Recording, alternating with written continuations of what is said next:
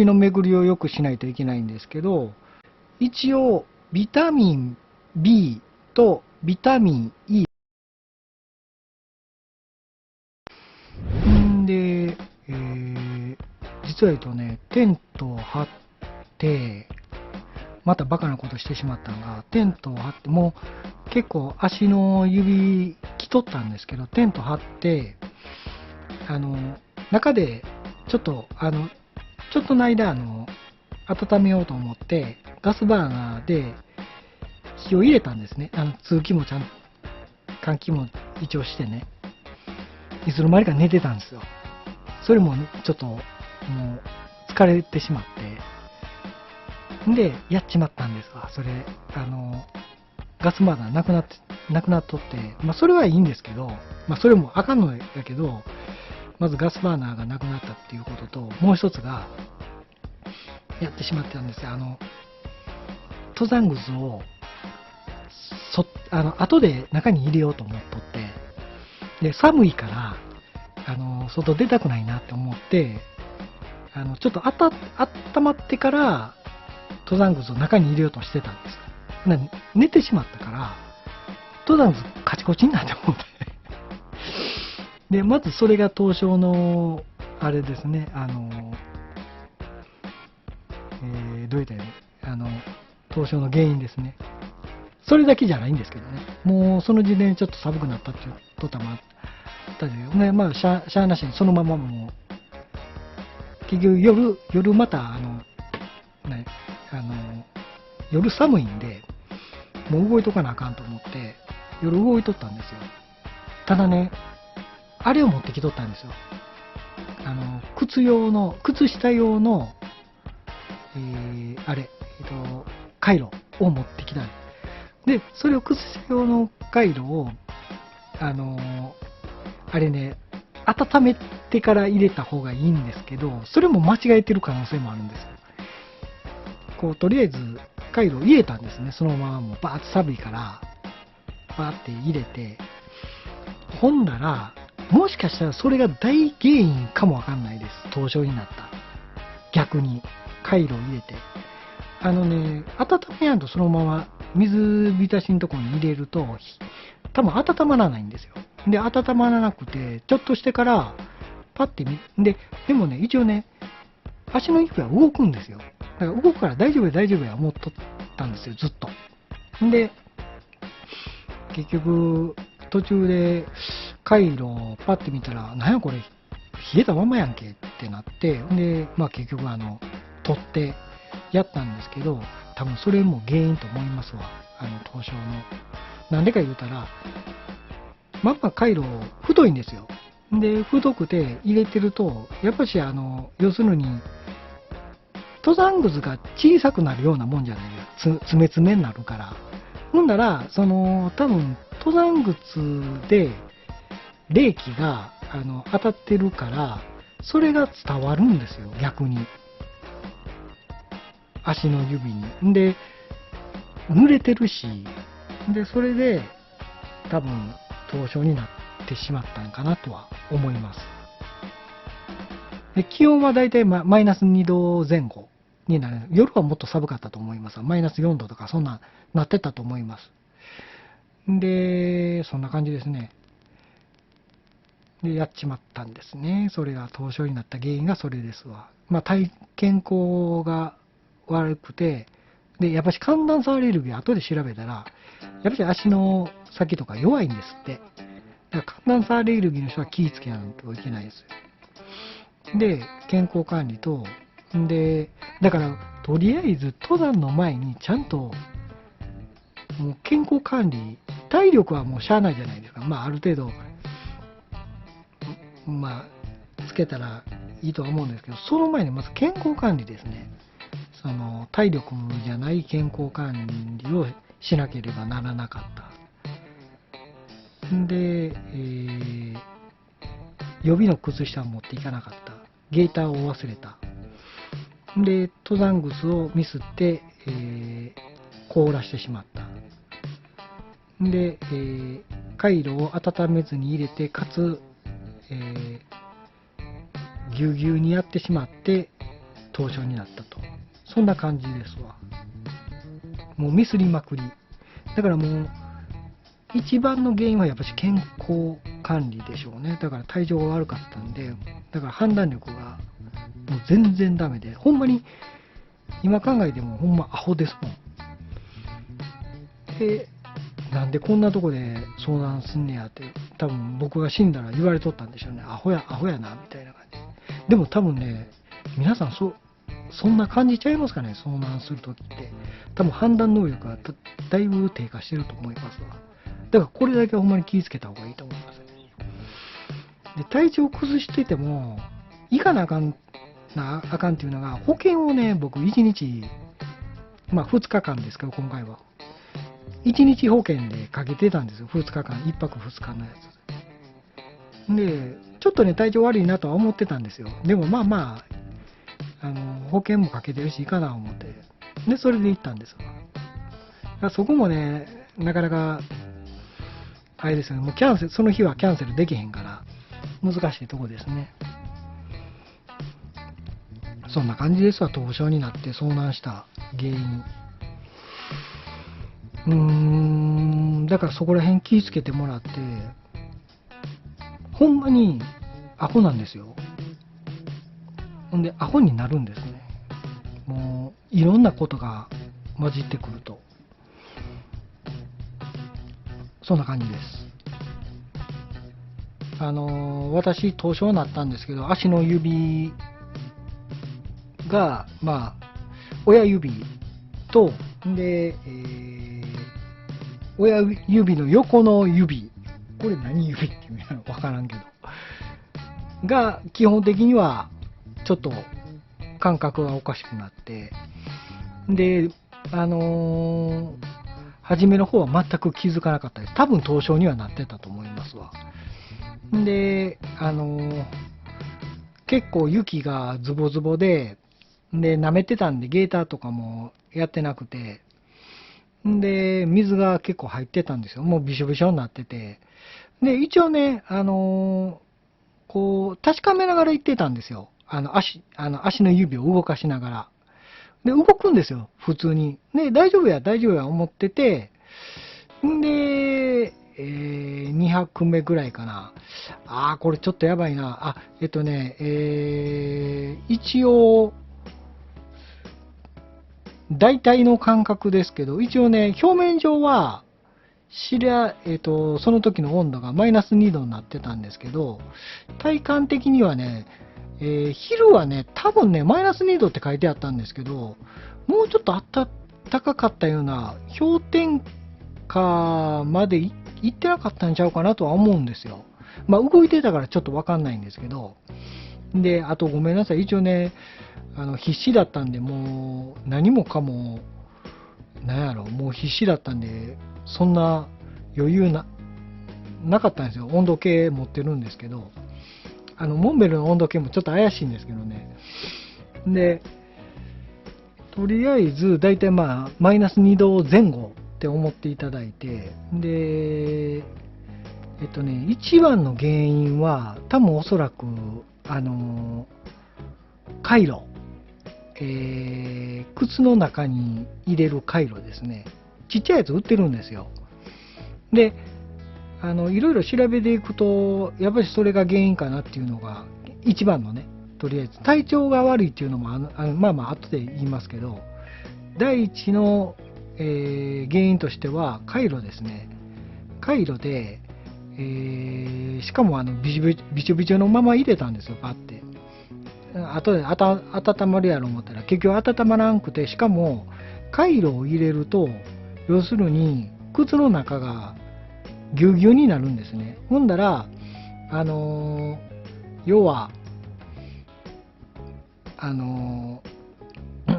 ちっちゃい登山靴になると思っといてもらったら、ほんだら、凍傷になりやすいんですよ。で、多分おそらくそれが一番の原因かなと思いました。だから、あんまり回路はちょっとお勧めできないかなとは思います。で、まあ、とりあえずそんな感じで、まあ、いろいろほんまに原因はいろいろあるんですよ。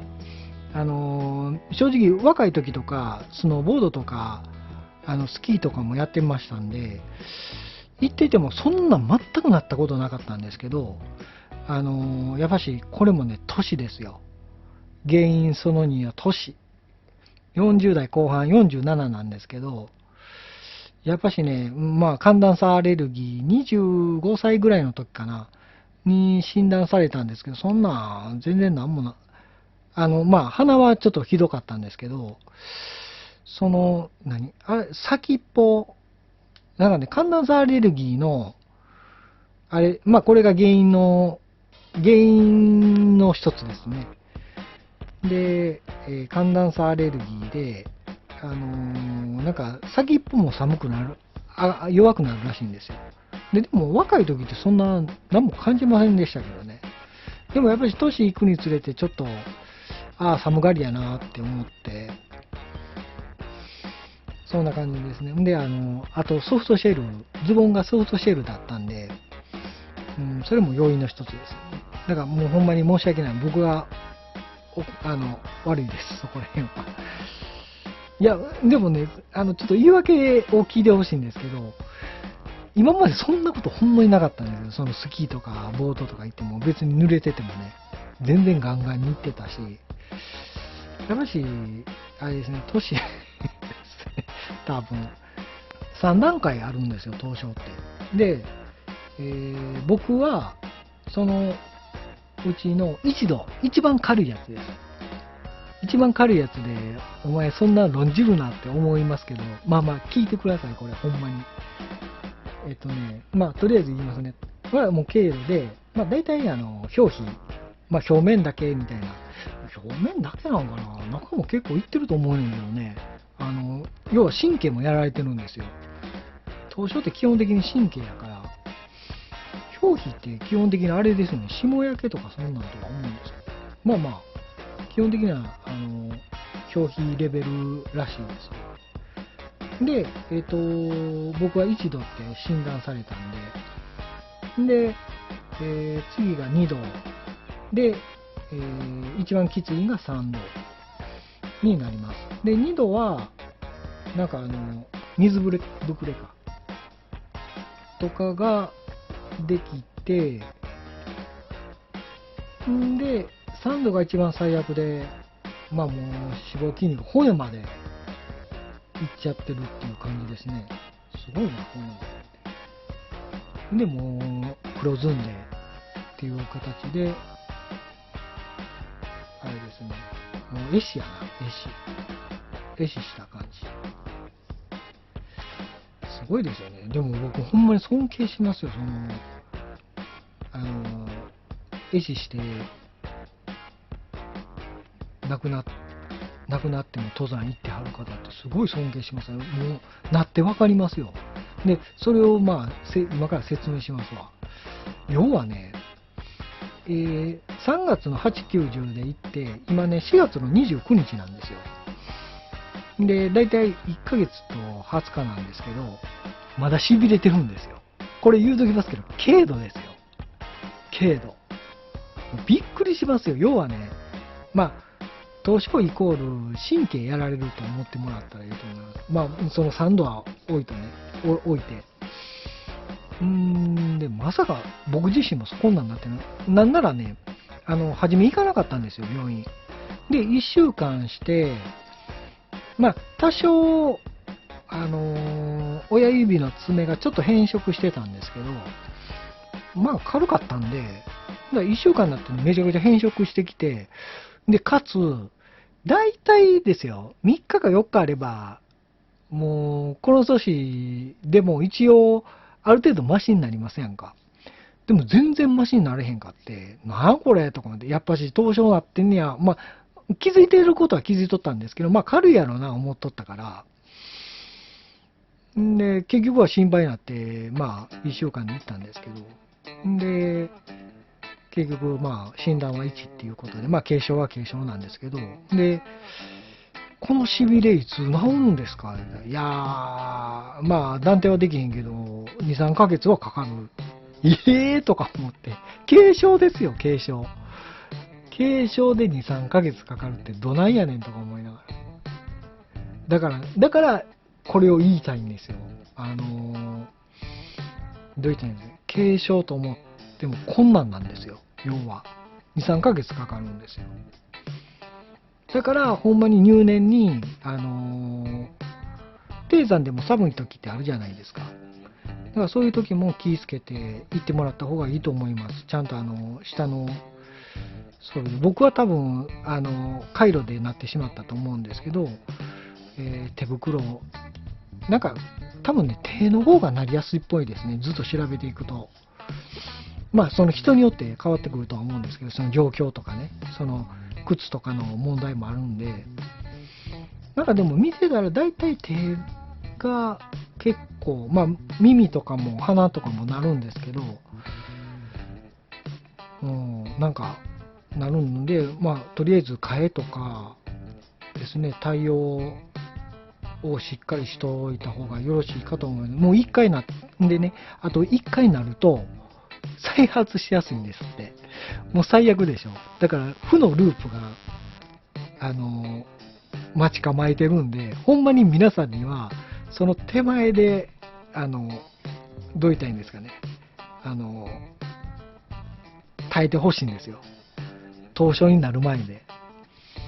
要は神経ですよね。神経がやられると、もうほんまに、これほど神経がやられると治り悪いんって初めて知りました。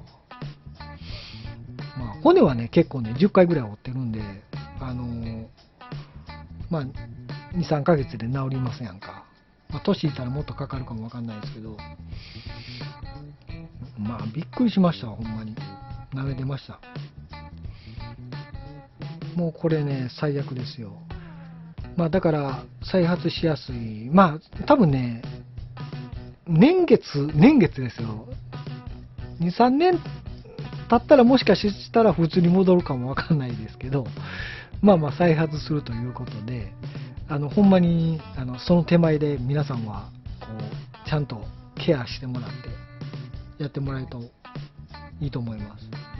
で、なんかね、僕ね、しかもね、ほったらかしにしとったんですよ、ずっと。で、ほったらかしにして大丈夫や、動くからね。で、なんかね、危ない、で、結局、僕ね、車に戻ってもほったらかしにしとったんです。これも悪いんですよ。動くからね、普通に。まあまあ大丈夫やろうとか思っとって。ほんで寝てしまったんですよ。もう疲れすぎて。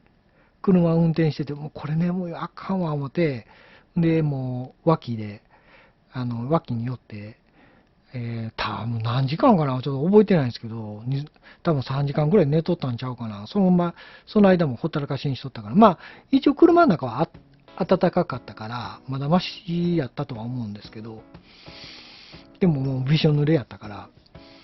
で、そんな感じでさ。だからもうとりあえずもう車に帰ったら、もうびしょ濡れの人は、とりあえずしんどくても、もう、靴の紐をこう、ほどくんさえもしんどかったんですよ。もう。しんどいのは分かってるけど、もうやっぱし脱いでちゃんと、拭いて、ちゃんと拭いてケアした方がいいと思います。それもちょっと長引いた原因と思いますわ。で、対処方法としては、なんかまあ、とりあえず温めるなんですけど、基本的には、まあ、まず水、拭いて、ただね、拭くんも2度、3度がちょっと危ないんですよ。凍傷の2度と3度ね、かなり悪いのが、擦れるとやばいんで、組織がやばくなってるんでね。けれど1の場合は別に僕は何ですか、触っても全然普通にそんなボロボロになったりとかしないんですけど、やっぱしね、2度、3度になったら危ないらしいですわ。だからそこら辺はもうお医者さんにちょっと聞いてもらって、で、まあ、いけそうやったら、なんか拭いたりとか、ほんで、あと毛布で、とりあえずなんかくるむらしいですわ。で、2度、3度の人はあんまり触らん方がいいんですって。で、毛布でとりあえず、まあ、これは2度、3度の人もとは思うんですけど、とりあえず毛布でくるめて温めるみたいな感じで。で、温水で温める場合もあるらしくて、ただこんなん温水なんかあれでしょ、登山中でできないでしょ。やばいでしょ、もし温水パッて入れて、で、また寒いとこにやったら、逆に危ない。ある程度安全な場所に行ったところでですよね、温水で温めて、大体まあ40度ぐらいで温めてするみたいな感じです、みたいですね。でもちょっとね、ごめんなさい、軽度2、3はちょっと分かんないですわ。これはもう、お医者さんに聞いた方がええんちゃうかな。なんか、一応対処方法としては、っては書いてるんですけどね、大丈夫なんかな、壊死したあれで温水につけても。で、昔はね、なんかほんで、あの、急激に温めたらあかんって言われてたらしいんだけど、今は逆みたいですね。急激に温めて、まあ40度ぐらいで、みたいな感じで、やった方がええとは書いてますわ。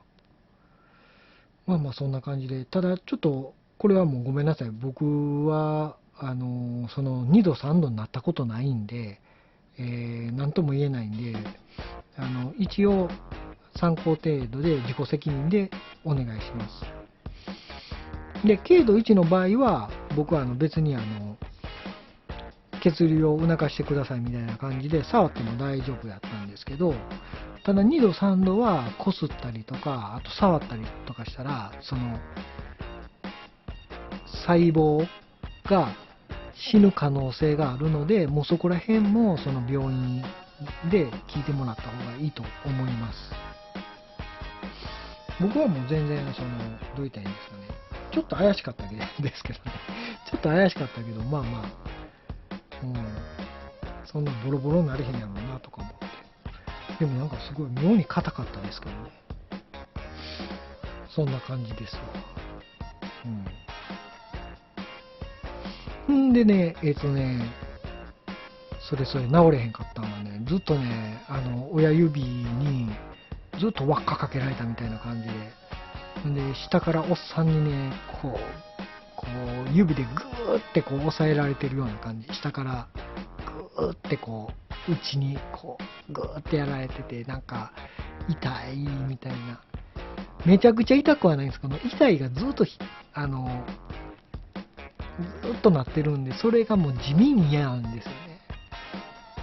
で、それがね、結構長かったですよ。ずっともう1ヶ月ぐらい続いてて、まあ1ヶ月になったら多少マシになったかなみたいな感じと思います。その人によって変わってくるかもわからんけど、一応知らんけどって言うときますわ。大阪の逃げのあれです。で、今現在1ヶ月と20日間ぐらい、約20日間ぐらいですけど、未だに痺れてるんでこれまたもう難儀ですよ、ほんまに。でもね、1ヶ月と10日ぐらい過ぎてから、まあまあ、マシになってきたかなっていう感じですね。でもほんま、かなんですわ、これ。めっちゃ厄介、ほんまに。だからもうほんまに皆さん、ほんまにケアしといてくださいね。替えの靴下も忘れないで。ほんで、雪山やったらゲイターとか。で、低山でも寒かったりとかして、なる恐れがあるんで、何かしら温めれるような感じでいてもらった方がいいと思います。そんな感じです。それとですね、一応、凍傷になりやすい人がいてるんですよ。まず、だから僕みたいに、その健康に何かしら寒暖差アレルギーもそうなんですけど、何かしら持ってはる人が、まず、まあまあ、それもあるんですけど、あと、ネットで調べたら、体が小さい人。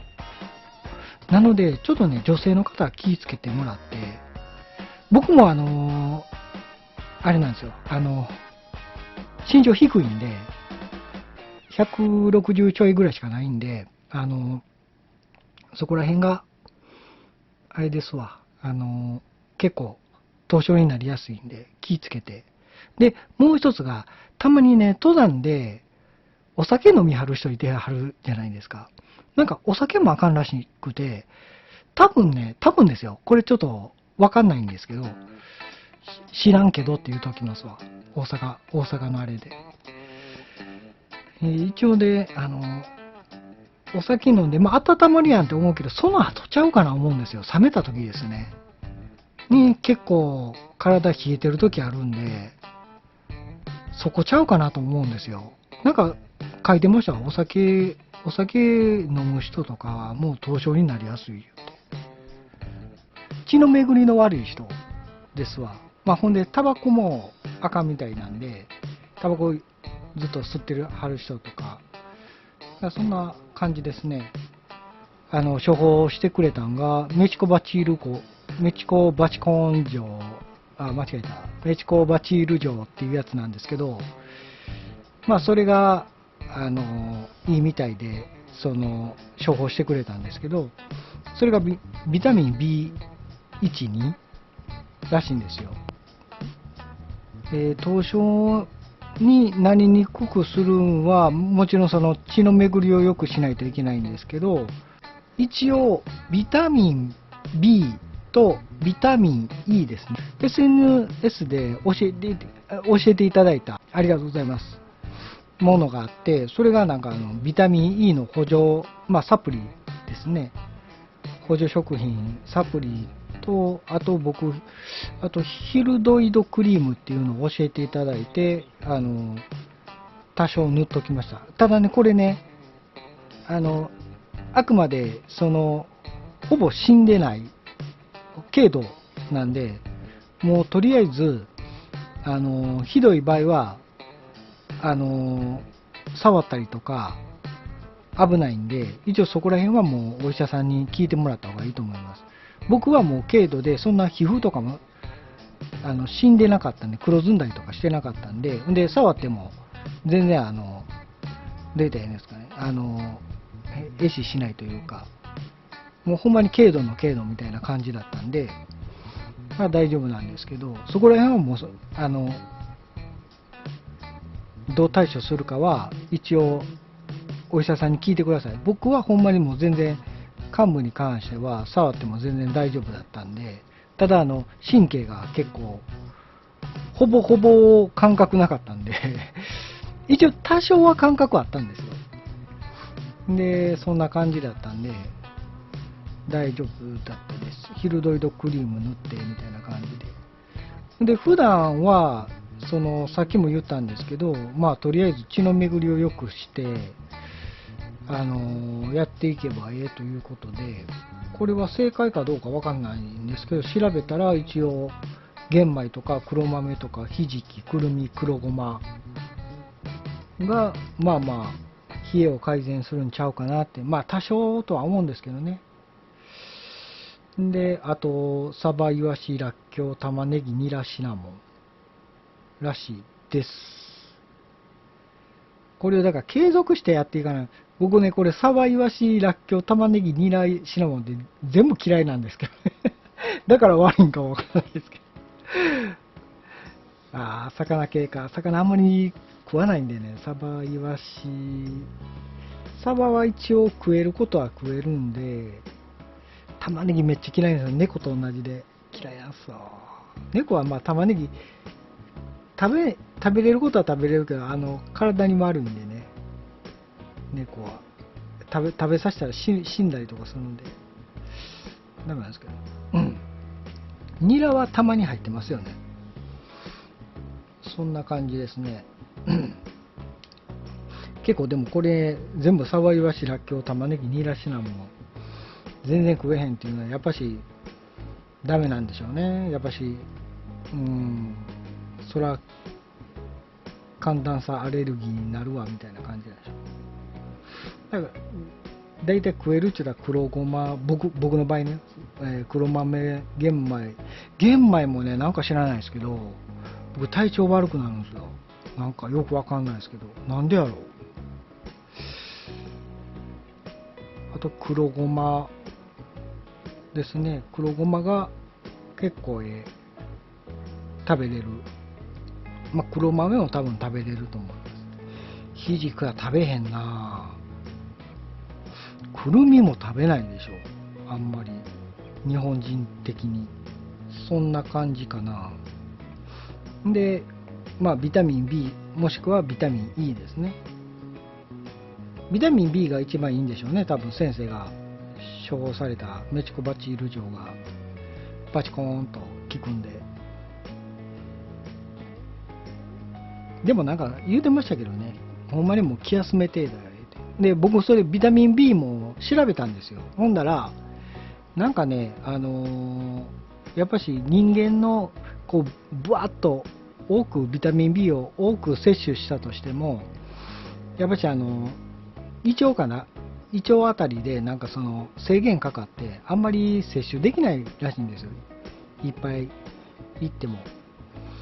ビタミン系ってそうじゃないですか。なんか、いろいろ飲んだりとかしたら、急に、催すじゃないですか。尿、おしっこ。で、バーってしたらなんか黄色くなったりとか、だいぶだから外に出るんでしょうね。なかなか摂取が難しい系ですね。そんな感じです。